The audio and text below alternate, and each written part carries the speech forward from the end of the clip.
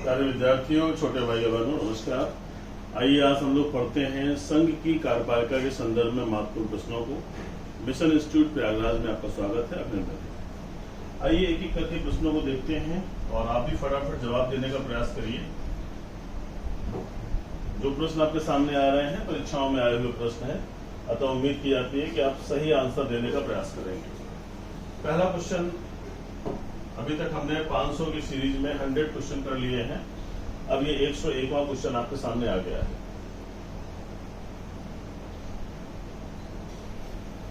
पहला क्वेश्चन क्या कहता है? भारत के राष्ट्रपति के बारे में निम्नलिखित में से कौन सा सही नहीं है?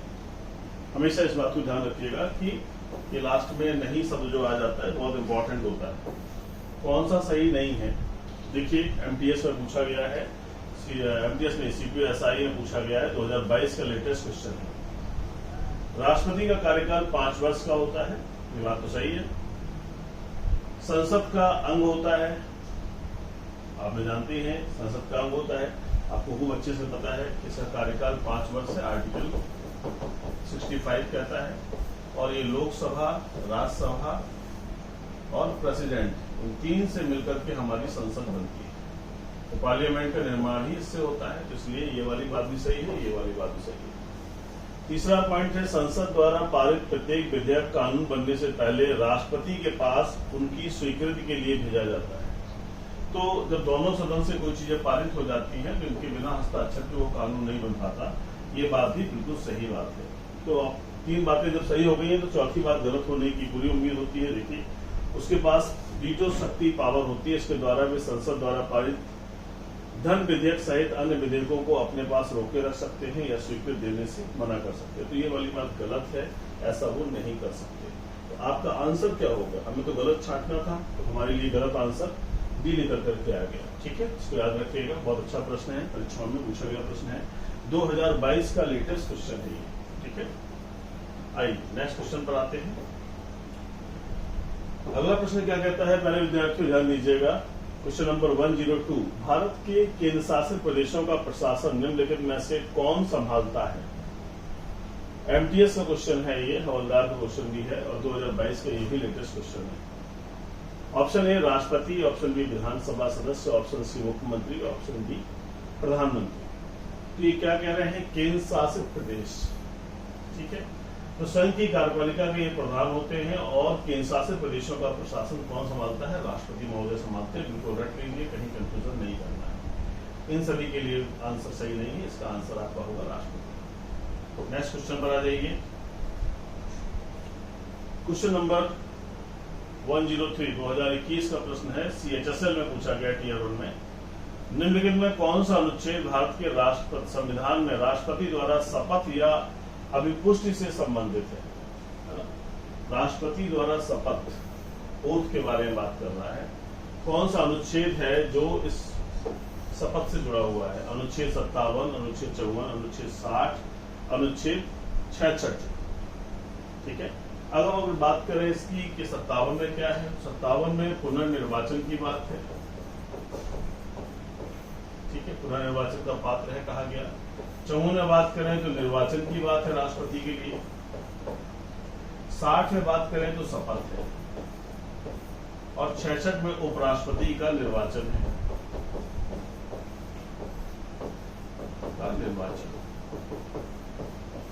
इसलिए आपका बेस्ट आंसर क्या हो गया? 60 हो गया। तो इनको याद रखने की जरूरत है, बहुत अच्छा प्रश्न है, सारी चीजों को दिमाग पर रखिएगा। क्वेश्चन नंबर 104, किस भारतीय राष्ट्रपति ने भारतीय डाकघर संशोधन विधेयक 1986 के लिए पॉकेट वीटो का इस्तेमाल किया था? अब ये 2021 का प्रश्न है और ये भी CHSL में पूछा गया है। तो अगर आपको इसका आंसर सीधे नहीं पता है, मान लीजिए आपको दिमाग में नहीं आ रहा है, तो आपको ये तो आइडिया आएगा ही कि APJ अब्दुल कलाम तो अभी थे कुछ दिनों पहले, ये नहीं हो सकते। डॉक्टर राजेंद्र प्रसाद बहुत पहले थे, तो 86 में होने की बात ही नहीं हो सकती। कंफ्यूजन इन दोनों में हो जाना चाहिए। अगर आपको डायरेक्टली नहीं पता है तो आप ऐसे भी अंदाजा लगा सकते हैं। तो फिलहाल हम आपको बता दें, इसका आंसर है डॉक्टर ज्ञानी जैल सिंह जी। ठीक है, पहले सिख राष्ट्रपति थे ज्ञानी जैल सिंह। ये भी प्रश्न पूछा गया है, पहले सिख राष्ट्रपति। ठीक है। तो उनके समय डाकघर के मामले में डाकघर संशोधन विधेयक आया था, उस पर जो है पॉकेट वीटो का प्रयोग किया गया था। बिल्कुल रट लीजिए, बहुत परीक्षाओं में आया है, पीसीएस में आया है, सिविल में आया है, सभी जगह आया हुआ है। Repeated question. आइए क्वेश्चन नंबर 105, भारत के संविधान के निम्न में से कौन से अनुच्छेद में राष्ट्रपति की अध्यादेशों को घोषित करने की शक्ति प्राप्त है? अब देखिए अध्यादेश शब्द आ गया है तो ये जान लीजिए अनुच्छेद 123 में अध्यादेश बताया गया है, तो आंसर तो आपका 123 हो जाएगा। लेकिन ये अध्यादेश है क्या?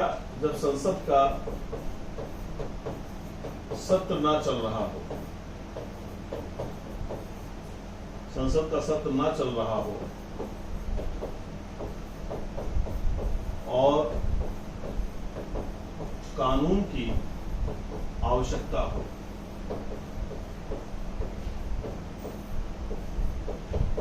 तब राष्ट्रपति महोदय क्या करते हैं?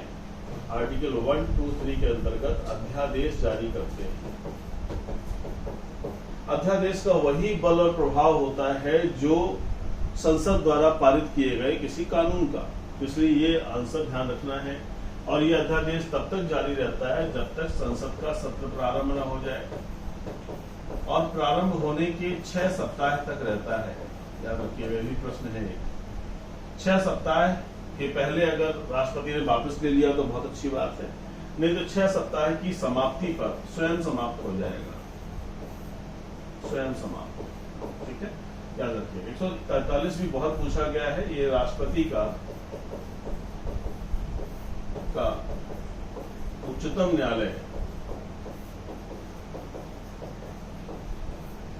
से परामर्श का अधिकार है।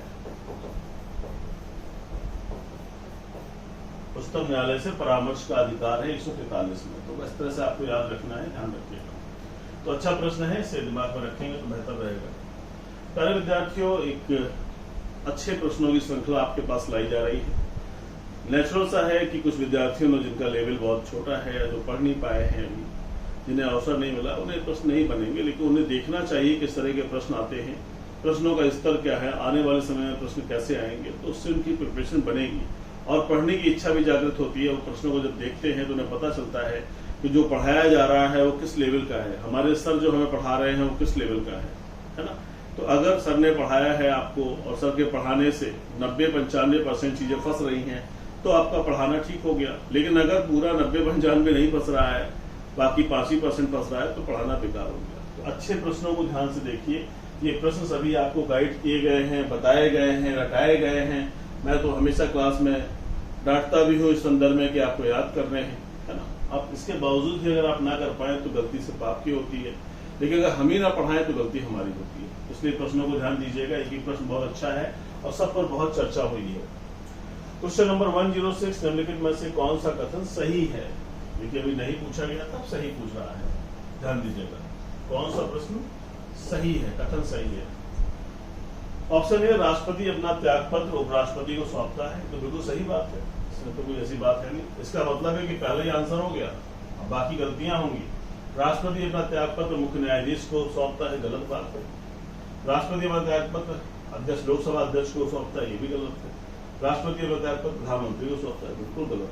आंसर पहला ही सही हो गया। बहुत अच्छा प्रश्न है ये। अब देखिए 2020 का प्रश्न है, CHSL में पूछा गया है और आने वाले समय में जब SSC के एग्जाम्स होंगे Tier 2 के, उसमें इस तरह के प्रश्नों की संभावनाएं हैं। नेक्स्ट क्वेश्चन पर आ जाइए। क्वेश्चन नंबर 107, निम्न में से किस कारण से भारत के राष्ट्रपति को महाभियोग द्वारा उनके पद से हटाया जा सकता है?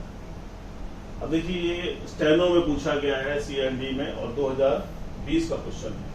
राष्ट्रपति को महाभियोग की प्रक्रिया के द्वारा हटाया जाता है। आर्टिकल 61 है, आपने पढ़ रखा है, अभी क्वेश्चन भी आया था आपका 61। लेकिन पूछ रहे हैं किस रीजन से हटाया जा सकता है। तो इसका सीधा उत्तर होता है कि संविधान का उल्लंघन करने पर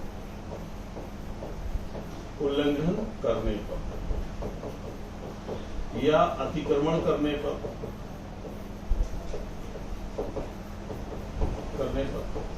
एक और इम्पोर्टेंट बात है कि संविधान में कहीं इस चीज को एक्सप्लेन नहीं किया गया पूरे संविधान में इस बात को कहीं एक्सप्लेन नहीं किया गया कि संविधान का उल्लंघन किसे माना जाएगा या अतिक्रमण किसे माना जाएगा, तो क्या बेस होगा, लेकिन ये बताया नहीं गया कहीं पर। लेकिन फिर भी हम ये मानते हैं कि संवैधानिक प्रावधानों का ही पालन न करना ही संविधान का उल्लंघन होगा।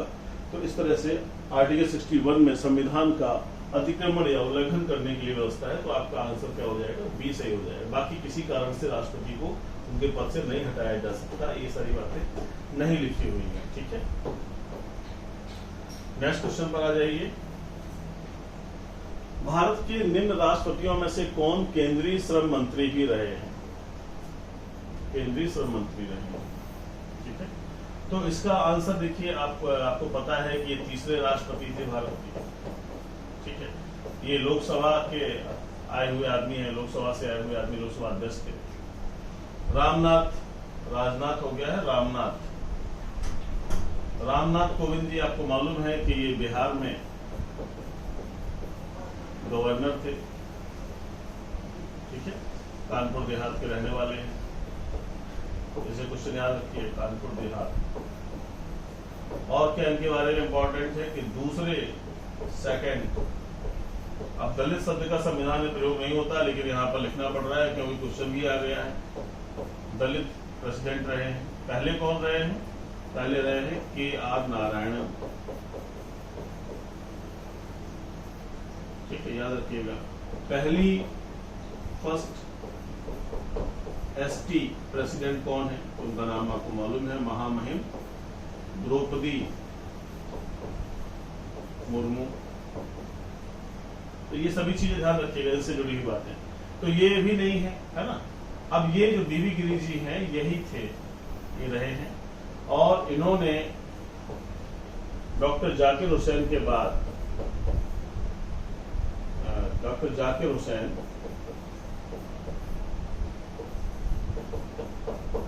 की जो अचानक मृत्यु हो गई, तो उसके बाद जो चुनाव हुए उसमें बीबी गिरी चुनाव जीते थे। बीबी गिरी चुनाव जीते और नीलम संजीव रेड्डी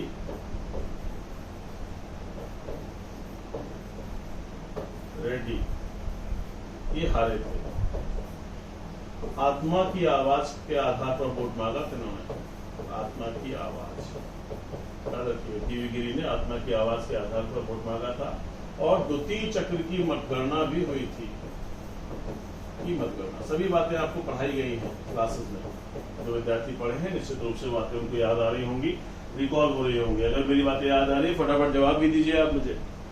इससे मुझे भी अच्छा लगता है कि जो पढ़ाया है वो आपको समझ में आ रही है और आपके पास सारी बातें जा रही हैं। ठीक है, तो बहुत अच्छा प्रश्न है, ध्यान रखिएगा। इसका आंसर हो जाएगा बीबी गिरी। आइए नेक्स्ट क्वेश्चन पर आते हैं। मृत्यु, क्वेश्चन नंबर 109। मृत्यु, त्यागपत्र, महाभियोग द्वारा हटाए जाने या अन्य कारणों से व्यतिक्रम होने पर राष्ट्रपति का पद कौन ग्रहण करता है?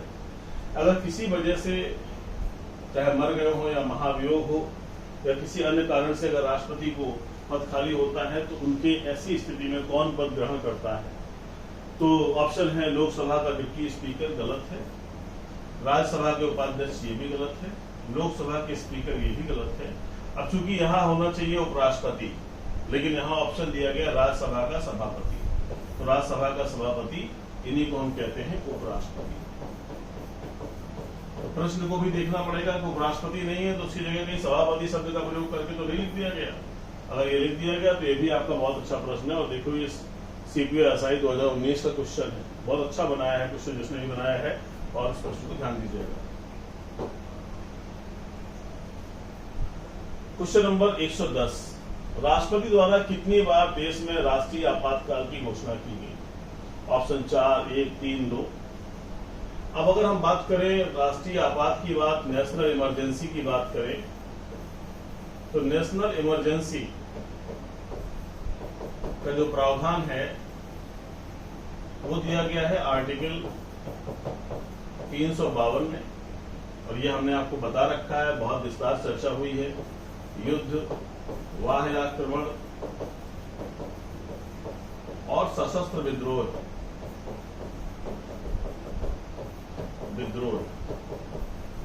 ये कंडीशंस हैं। इन कंडीशन में लग सकता है और 1 माह के लिए लगाया जाता है, फिर बाकी संसद के माध्यम से आगे बढ़ जाता है। वो एक अलग प्रक्रिया है, 6 माह करके अनंत काल तक के लिए बढ़ाया जा सकता है। अभी तक जो लगा हुआ है वो लगा है 3 बार, ठीक है। तो तीनों बार आपको दिमाग में रखना है, 3 बार आंसर है। और चीन युद्ध के समय, पाकिस्तान युद्ध के समय और 1975 में चाइना युद्ध, चाइना वार, पाक, इंडिया, और इसके बाद 1975 में इंदिरा गांधी द्वारा लगाया गया, इसलिए आंतरिक अशांति के आधार पर, आंतरिक अशांति, आंतरिक अशांति के आधार पर लगाया गया। तो ये ध्यान रखिएगा, ये भी क्वेश्चन है आपका, बहुत आता है परीक्षा में। 1975 में किस आधार पर लगा? तो आंतरिक अशांति, आंतरिक गड़बड़ी के आधार पर लगा या गृह युद्ध के आधार पर लगा। तो इसका आंसर क्या हो जाएगा? 3, याद रखिएगा। क्वेश्चन नंबर 111, राष्ट्रपति किसी राज्य के से एक रिपोर्ट प्राप्त होने पर 356 के तहत आपातकाल की घोषणा करते हैं। ऑप्शन ए राज्यपाल, ऑप्शन बी महाधिवक्ता एडवोकेट जनरल, ऑप्शन सी विधानसभा अध्यक्ष, ऑप्शन डी उच्च न्यायालय के मुख्य न्यायाधीश। अब अगर हम 356 की बात करें, आर्टिकल 356, तो इसमें कहा गया है राष्ट्रपति शासन। आपने पढ़ा होगा, ध्यान आ रहा होगा आपको।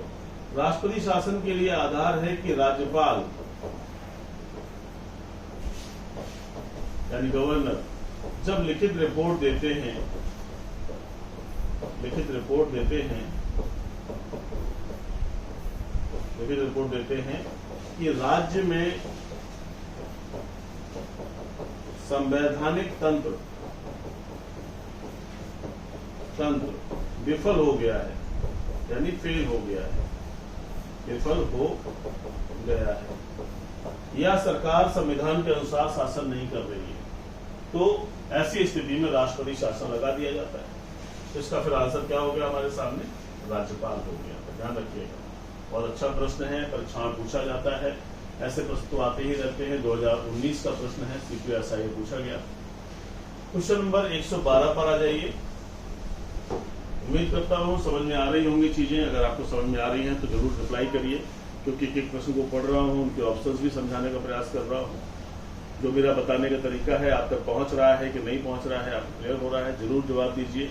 लाइव चैट में जवाब दीजिए, इसके साथ साथ मुझे आप कमेंट बॉक्स में भी सूचित कीजिए, ठीक है। और अगर अच्छा लगता है तो लाइक और शेयर भी जरूर कर दीजिए, ताकि और आपके जैसे विद्यार्थियों तक चीजें पहुंच जाए। क्वेश्चन नंबर 112 पर आ जाइए। भारतीय संविधान के किस अनुच्छेद में राष्ट्रपति के महाभियोग पर प्रावधानों का उल्लेख किया गया है? अब ये क्वेश्चन आपको तो बताया ही जा चुका है और चर्चा हो चुकी है अभी थोड़ी देर पहले, तो भाई महाभियोग कहाँ पर है। अब 54 की बात करें तो राष्ट्रपति का निर्वाचन है, इसमें निर्वाचन बताया गया है।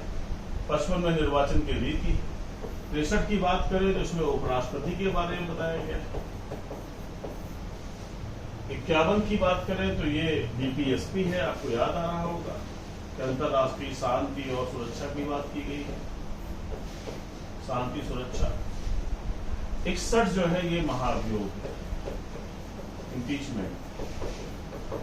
यही आपका आंसर हो जाएगा, ध्यान रखिएगा। अभी थोड़ी देर पहले चर्चा भी इसकी कई बार हो चुकी है, इस प्रश्न को याद रखिएगा, बहुत कॉमन क्वेश्चन है, बहुत आता है मेरे भाई। चलिए क्वेश्चन नंबर वो 113 पर आ जाइए। देखिए, भारत के राष्ट्रपति और उपराष्ट्रपति की मृत्यु की स्थिति में भारत के राष्ट्रपति के रूप में कौन कार्य करेगा? बहुत कॉमन क्वेश्चन, बहुत आता है, परीक्षा में आया है। कोई परीक्षा मैंने नहीं देखी जिसके पेपर मेरे पास आए और जिनको मैंने खुद भी जीवन का अनुभव किया, वो सभी जगह यह क्वेश्चन बड़ा कॉमन है। संसद द्वारा चयनित उम्मीदवार, भारत के प्रधानमंत्री, भारत के मुख्य न्यायाधीश, भारत के अटॉर्नी जनरल। देखिए, जब प्रेसिडेंट और राष्ट्रपति और उपराष्ट्रपति दोनों नहीं है, उपराष्ट्रपति, तब यहां और अच्छा होता कि मुख्य न्यायाधीश ने कहा है तो कंसीडर हो रहा है ना। तो तब सुप्रीम कोर्ट के CJI, chief justice of India पद धारण करते हैं। लेकिन एक प्रावधान और भी इसमें स्पष्ट कर दिया गया कि यदि ये भी नहीं है, ये भी नहीं है, ये भी नहीं है, ये भी, तब क्या होगा? तब उच्चतम न्यायालय का कोई वरिष्ठतम न्यायाधीश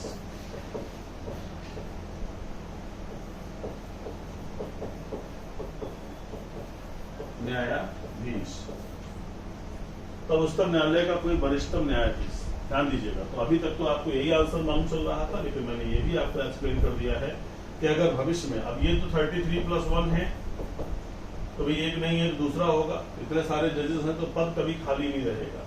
ये व्यवस्था क्यों दी गई है इसको भी जान लीजिए। ये एकल निगम है, एकल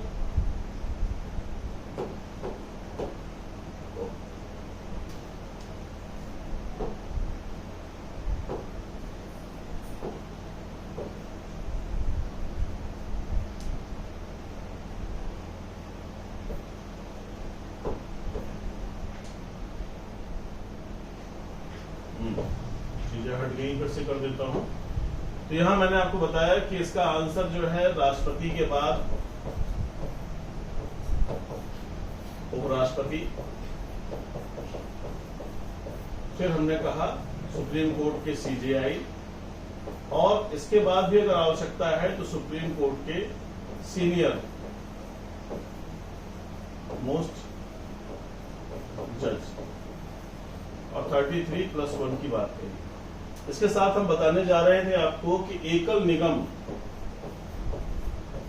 निगम के सिद्धांत पर कार्य करते हैं, यानी कभी भी राजा का पद खाली नहीं रह सकता,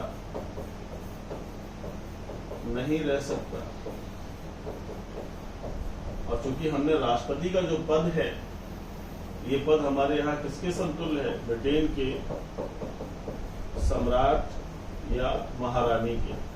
तो हमने ये सिद्धांत भी तो अपनाया है, इसलिए ये व्यवस्थाएं दी गई हैं, इसीलिए व्यवस्थाओं को आपके सामने रखा गया है कि पहले ये रहेंगे, अगर किसी वजह से नहीं है तो ये संभालेंगे उस जिम्मेदारी को, अगर ये भी नहीं है तो फिर ये संभालेंगे, और अगर ये नहीं है तो फिर ये संभालेंगे, यानी पद खाली नहीं रह सकता। तो अच्छा प्रश्न है, इसको याद रखिएगा, इसके माध्यम से अन्य चीजों को भी याद रखिएगा। संसद के सदनों को बुलाने की शक्ति किसके पास है? बहुत अच्छा प्रश्न है। संसद का अभिन्न अंग, अगर हम संसद की बात करें पार्लियामेंट की, तो अभिन्न अंग कौन है? राष्ट्रपति है, इसके बाद लोकसभा है, और इसके बाद राज्यसभा है। तो संसद के सत्र, दोनों सदनों को बुलाने, संसद का सत्र बुलाने की बात हो रही है, सेशन की बात हो रही है। तो जब भी इनका सेशन बुलाया जाएगा तो वो इनके द्वारा ही बुलाया जाएगा। तो याद रखिएगा कि इसका आंसर हो गया राष्ट्रपति, यही इसको बुलाएंगे भी और यही इसका समापन भी करेंगे और समापन भी करेंगे। दोनों बातें याद रखिएगा, ठीक है। क्वेश्चन नंबर 116 पर आ जाइए। निम्न में से कौन राष्ट्रपति के चुनाव में हिस्सा नहीं लेते? फिर नहीं वाली बात आ गई, जरूर ध्यान रखा करिए प्रश्नों को पढ़ते समय। ऑप्शन ए, दोनों सदनों के चुने हुए सदस्य, तो ये तो भाग लेते हैं दोनों सदनों के, लोकसभा राज्यसभा के निर्वाचन में भाग लेते हैं, सही बात है। विधानसभा के चुने हुए सदस्य, ये भी सही बात है। दिल्ली तथा पुडुचेरी की विधानसभा के चुने हुए सदस्य, ये बात भी सही है। विधानसभा के नामांकित सदस्य, ये बात सही नहीं है, हमसे नहीं तो पूछ रहा है, तो इसका आंसर ये होगा। दिल्ली और पुडुचेरी को भी अधिकार दे दिया गया 70वें संविधान संशोधन अधिनियम से, और जितने भी elected member of the Lok Sabha, Rajya Sabha और विधानसभा है, they will participate in the election of the state, including the members of Delhi and Puducherry Vidhan Sabha. इसको याद रखिएगा। अच्छा प्रश्न है, इसका आंसर है डी। क्वेश्चन नंबर 116, निम्नांकित में से राष्ट्रपति को कौन सी क्षमादान की शक्ति के अंतर्गत दंड की प्रकृति के बिना बदले उसकी अवधि को कम कर दी जाती है? यानी दंड की प्रकृति, अगर उसे, प्रकृति का मतलब है कि अगर दंड उसे दिया गया है, इसे मान लीजिए कारावास दिया गया है। कारावास दो तरह का होता है, कठोर और सादा या साधारण, ठीक है। कठोर में श्रम कराया जाता है, इसमें कुछ नहीं कराया जाता, ठीक है। तो ऐसे में दोनों में क्या स्थिति है? सामान्य काम होते हैं सादा कारावास में, इसमें श्रम कराया जाता है। तो क्या कह रहे हैं कि दंड की प्रकृति कि बिना बदले उसकी अवधि कम कर दी जाती है। यानी अगर कठोर कारावास मिला है तो कठोर ही रहेगा, लेकिन अगर 10 वर्ष मिला है तो उसे 5 वर्ष या 3 वर्ष किया जा सकता है। इस प्रोसेस को क्या कहते हैं? जिसे कहते हैं परिहार। परिहार यानी बिना प्रकृति में परिवर्तन किए हुए उसकी अवधि को कम कर दिया गया है, जिसे कहते हैं परिहार। ध्यान रखिएगा। क्वेश्चन नंबर 117, निम्नलिखित में किसके पास भारतीय सुरक्षा बलों की सर्वोच्च कमान है? Supreme authority of all forces. देखिए, अगर हम आर्टिकल, आपको तो याद आ ही रहा होगा प्रश्न का उत्तर, अगर हम आर्टिकल 53 की बात करें तो उसमें साफ साफ लिखा है कि सेना का सर्वोच्च समादेश राष्ट्रपति में निहित होगा। सेना का सर्वोच्च समादेश राष्ट्रपति में निहित होगा, यानी साफ साफ लिखा। आर्टिकल 53 पढ़ेंगे, जब हम संघ की कार्यपालिका की बात करते हैं तो राष्ट्रपति अपनी शक्तियों का प्रयोग स्वयं या अपने अधीनस्थ अधिकारियों के माध्यम से करता है, और ये कह दिया गया है कि सेना का सर्वोच्च समादेश भी राष्ट्रपति में निहित होगा। यानी आर्मी, नेवी, एयरफोर्स की जो पावर्स है वो राष्ट्रपति के निहित मानी जाएंगी और वही सुप्रीम कमांडर माना जाएगा। ठीक है, तो इसको याद रखना है। अगर ये पूछा जाए सर्वोच्च सेनापति कौन है, सर्वोच्च कमान किसके पास है, तो उसका आंसर हो जाएगा भारत के राष्ट्रपति। ऑप्शन डी सही है। क्वेश्चन नंबर 118 पर आ जाइए। राष्ट्रपति को किस प्रकार चुना जाता है? जनता के द्वारा, एकल हस्तांतरण वोट है, द्वितीय निर्वाचन प्रणाली है, सभी विकल्प सही है। तो ध्यान दीजिएगा कि अगर आर्टिकल 54 और 55 की बात करें तो इसमें पूरी चुनाव प्रक्रिया है, इसमें निर्वाचन बताया गया है और इसमें निर्वाचन की रीत यानी प्रोसेस क्या होगी ये बताया गया है। ठीक है, जो तरीका है राष्ट्रपति के चुनाव का वो क्या है? अप्रत्यक्ष तरीका है। अप्रत्यक्ष मतदान होता है। मतदान का मतलब है कि जनता नहीं करती, अप्रत्यक्ष जनता के संदर्भ में है ये बात। जनता ने जिनको चुना है वही वोट डालेंगे। ठीक है, दूसरा क्या है? आनुपातिक प्रतिनिधित्व की एकल संक्रमणीय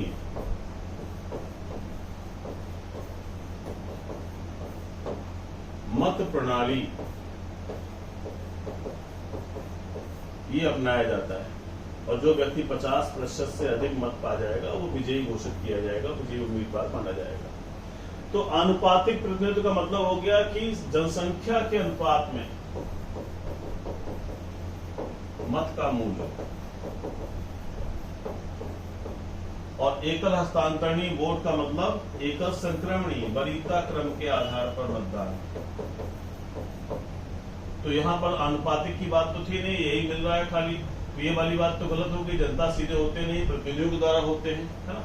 दूसरा ये देखिए द्वितीय निर्वाचन, ये भी गलत है। तो जब दो गलत हो गए तो ये आंसर आपका होगा। ठीक है, इसको ध्यान रखिएगा, एकल हस्तांतरणीय मान। क्वेश्चन नंबर 119, भारत के राष्ट्रपति को स्वेच्छा निर्णय अधिकार विवेकाधीन शक्ति या विवेकाधिकार के अंतर्गत क्या प्राप्त है? 2013 का प्रश्न है, CHSL का है। मुख्य चुनाव आयुक्त की नियुक्ति, वित्तीय आपातकाल की घोषित करना, किसी राज्य में राष्ट्रपति शासन को लागू करना, और प्रधानमंत्री की नियुक्ति। देखिए, सभी नियुक्तियों के संदर्भ में मंत्री मंडल की भूमिका अधिक महत्वपूर्ण होती है। लेकिन जब प्रधानमंत्री की नियुक्ति का मामला आता है तो आर्टिकल 74 और 75 को जब हम पढ़ते हैं तो साफ साफ लिखा हुआ है कि president shall appoint the prime minister of India, यानी राष्ट्रपति भारत के प्रधानमंत्री की नियुक्ति करेगा। तो यहाँ याद रखना है, और प्रधानमंत्री की परामर्श पर अन्य मंत्रियों की नियुक्ति करेगा जो उसके प्रसाद पर्यंत पद धारण करेंगे। तो ये उसकी विवेकाधीन शक्ति है। विवेकाधीन वो जिसे समझ में आ रहा है, जो बहुमत प्राप्त दल है, बहुमत प्राप्त दल के नेता को बनाता है प्रधानमंत्री। अगर ये नहीं है तो फिर जो उसे समझ में आता है कि ये जो समझ में आता है कि ये बहुमत साबित कर लेंगे तो उन्हें बना देता है। तो उसका ये जो स्वेच्छा निर्णय का अधिकार है, विवेकाधिकार है, जो प्रधानमंत्री की नियुक्ति के संदर्भ में है कि अगर स्पष्ट बहुमत मिला हुआ है तो फिर उसमें से बहुमत जिसको प्राप्त है उसे बनाएंगे, और अगर स्पष्ट बहुमत प्राप्त नहीं है तो फिर उस व्यक्ति को, उस पार्टी के नेता को जो बहुमत साबित करने की स्थिति में है, जो दावा भी कर रहा है और उन्हें भी लगता है कि हाँ ये कर लेगा। ठीक है, आज का लास्ट क्वेश्चन है, सदन में राष्ट्रपति के विरुद्ध महाभियोग प्रस्ताव पास करने के लिए कितने सदस्यों का समर्थन चाहिए? एसएससी एमटीएस 2013 क्वेश्चन है। ऑप्शन ए, सदन में उपस्थित और मतदान करने वाले कम से कम 2/3 सदस्य। ऑप्शन बी, सदन के कुल सदस्यों में से कम 2/3। सदन के कुल सदस्यों में से बहुसंख्यक सदस्य, सदन के विशेष बहुमत। देखिए ये बात कहां पर हो रही है? महाभियोग के संदर्भ में हो रही है।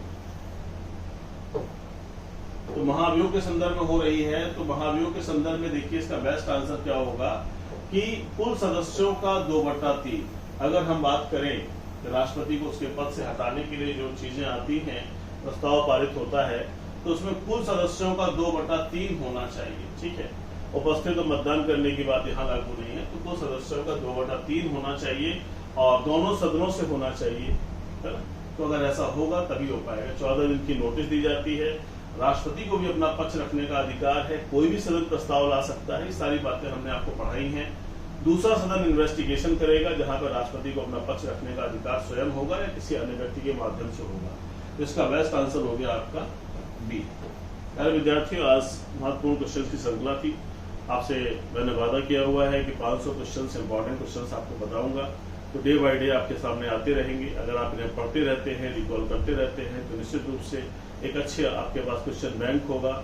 जो रिपीटेड क्वेश्चन बैंक है, इन सबको तैयार करने में, देखने में, कलेक्ट करने में समय लगता है, मेहनत लगती है। तो अगर आप पढ़ लेंगे तो हमारा सब कुछ करना सार्थक हो जाएगा। अपने जीवन को सही दिशा दीजिए। भ्रम, अंधकार, अनावश्यक का ईगो, इन सब में रहकर आप कुछ नहीं कर सकते। एक विद्यार्थी का मतलब है कि अच्छा इंसान, थोड़ा सा अच्छा बनने का प्रयास करिए। अपने कमरे को स्वर्ग बनाइए, माता पिता की फोटो लगाइए और बढ़िया से खुश होकर के चीजों को देखने का, पढ़ने का प्रयास करिए। रास्ता निकलेगा। रास्ता तो उनके निकले हैं जिनके पास कोई संसाधन नहीं थे। आपको तो ईश्वर ने बहुत कुछ दिया है। निश्चित रूप से आप आगे बढ़ेंगे और पढ़ेंगे, इन चीजों को देखेंगे। बहुत शुभकामनाएं हैं। पढ़ाई करते रहें। जय हिंद।